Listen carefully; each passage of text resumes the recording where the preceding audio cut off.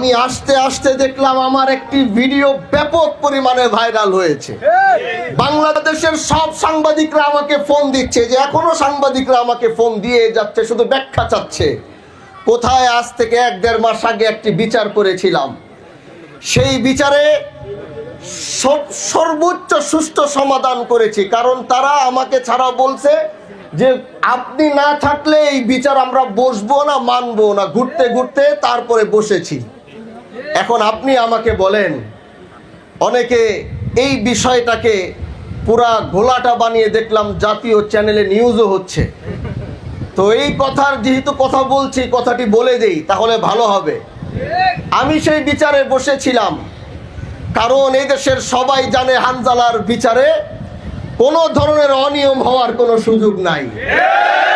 তো আমি যেই বিচারে বসবো, সেই বিচারে যত বড় ব্যক্তিত্ব হোক, যত বড় লোক হোক, হানজালা যেই বিচারে বসে বিচার করে, সেই বিচারে বসে দুর্নীতি করার সাহস এই শিবচরের মাটিতে কারো নাই। আমি সেই জায়গায় বসে এক পক্ষের কথা শুনছি, বারবার আরেক পক্ষ শুধু হাত ঢুকায় কথা বলে।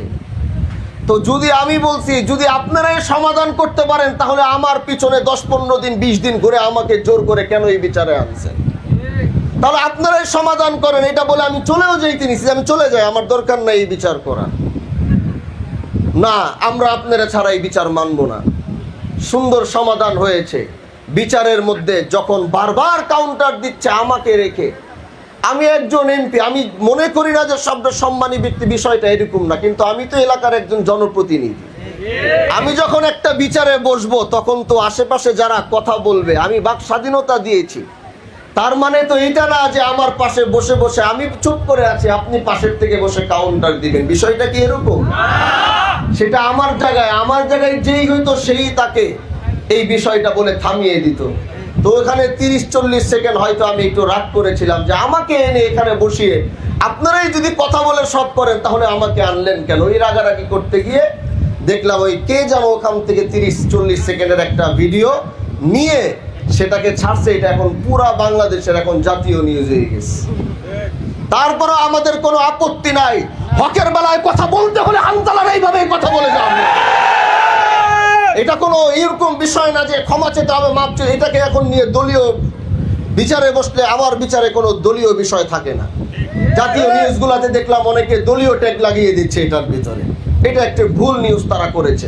আমার বিচারে বসলে যেই দলেরই হোক, আমার বিচারে কোনো দলীয়, আমি নিজেও কোনো দলীয় বিষয় বিচারে বসি না।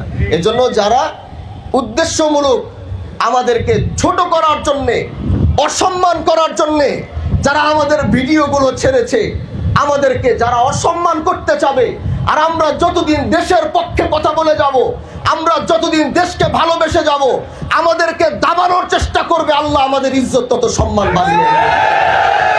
এজন্য প্রিয় ভাইরা আমার, কাজী শুরার যে বিষয়টি নিয়ে আমরা বসেছিলাম, এখানে একটি বিষয় নিয়ে বারবার উত্তেজনা সৃষ্টি হয়েছে। এই উত্তেজনার কারণে এলাকার পরিবেশ বারবার নষ্ট হচ্ছে।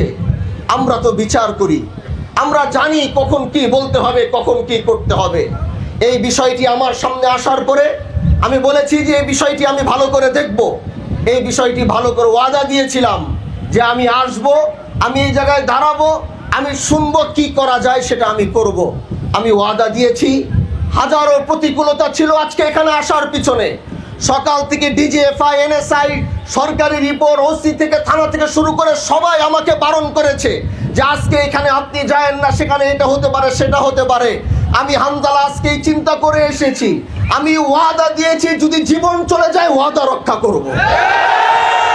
কারণ ওয়াদা যখন মুমিন করে, সে ওয়াদা সে রক্ষা করে। এই জন্য সব উপলক্ষা করে নেতৃবৃন্দ সবাই বলেছে, অনেকে বলেছে, আমি বলছি ওয়াদা দিয়েছি, যাব। তো কি হয়েছে, যাব, যা হওয়ার হবে। আমি পরেরটা পরে দেখব। কারণ আমরা তো মৃত্যুকে ভয় পেয়ে চলি না ভাই। Flip for the happiness.